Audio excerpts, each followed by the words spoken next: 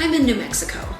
Right now I'm in Alamogordo, New Mexico, visiting White Sands National Park, and there's going to be a video on that coming out very soon, so get excited.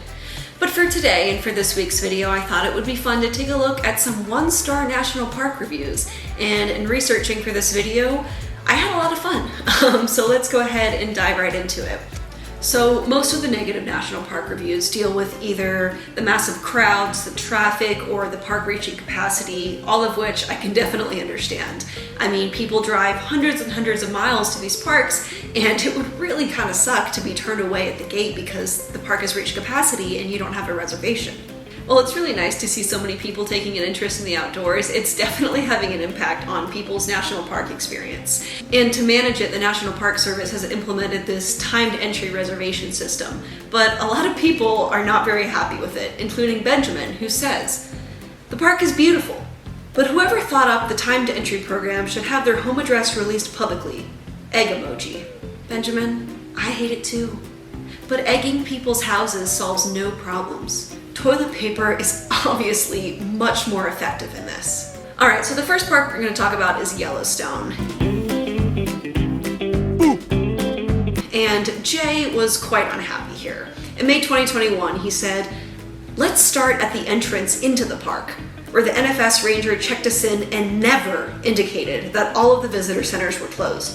Sure, great things to see, lots of wildlife and geysers, but if one had a question about hikes and things to see, big zero.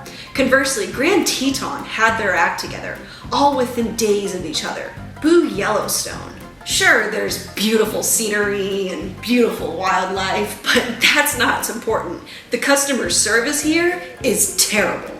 I feel like this is the guy that compares his children as a way to get one of them to stop misbehaving. Get your act together, Yellowstone. Can't you see that the Tetons are doing it perfectly? Why can't you be more like them? Jack H. didn't have a pleasant experience at Yellowstone either, saying, "The whole place smells like farts." Fair enough. And you know what? I bet the Tetons smell so good because the Tetons, now they've got their act together. This next one is definitely a joke, but I'm a little embarrassed to admit how hard it made me laugh. Yellowstone. More like stupid stone. I didn't see any bears. They should have bear shows bi-daily. You can't swim in any of the hot springs. Plus, I could not check Facebook on my phone. National park. More like national stupid, am I right? Plus, there's no Wi-Fi, so it sucks. Boop. Ray says, "I have no idea. I've never been there." Eli says, "Who's Joshua?" Honestly? Good question. How did the trees get their name? There's also a lot of people hating on Joshua Tree National Park, saying that there's Joshua trees everywhere, so why is there a national park dedicated to it? Including Colin, who says that he's honestly seen more Joshua trees driving to his grandpa's house. So if you want to save yourself the park entrance fee, just go ahead and visit Colin's grandpa instead. Next up, we have Arches National Park. Ooh. Kylie says, "I hated this because a squirrel was chasing me away, so I left with anger."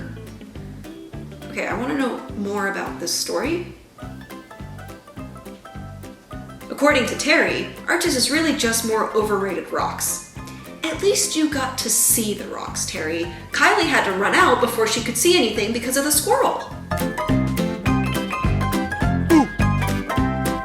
So for the Grand Canyon, there seems to be a running joke of people losing their pants, either to a drunken man or a particularly breezy gust of wind. Sherry says, "I drove 4 hours from Phoenix in the snow and ice, only to have the massive wind gusts rip my pants completely off me.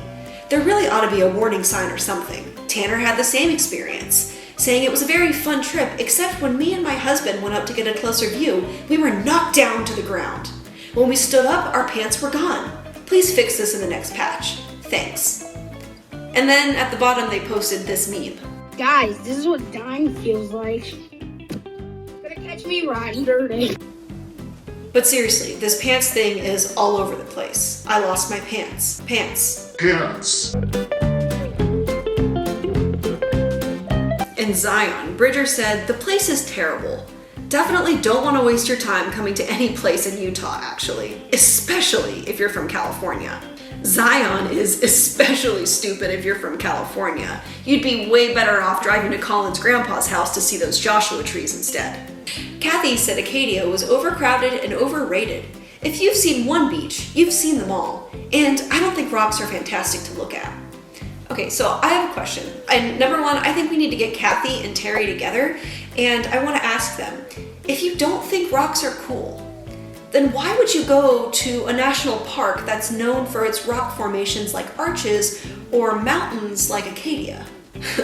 Anyway guys, that is it for today. Thank you so much for watching. Please subscribe if you like this video or if you're interested in seeing how my trip to White Sands went. So thank you again for watching. I hope you enjoyed a bit more of a fun video this week, and I will see you real soon.